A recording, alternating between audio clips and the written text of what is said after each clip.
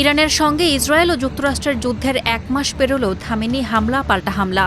এই যুদ্ধের প্রভাব ছড়িয়েছে মধ্যপ্রাচ্যের দেশগুলোতেও। এবার সরাসরি বেসামরিক এলাকাতে আঘাত এনেছে ইরান।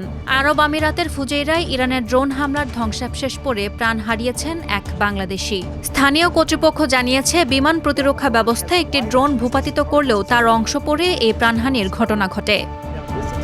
ঘটনাটি ঘটে আল রিফা এলাকার একটি খামারে।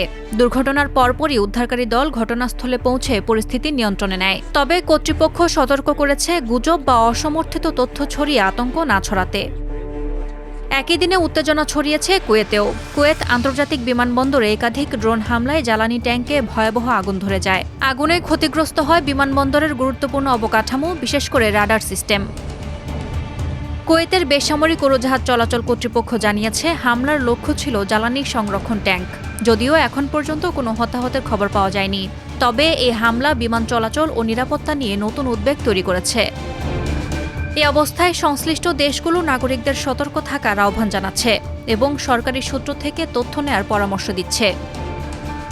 সাদিয়া ইয়াসমিন, প্রথম আলো।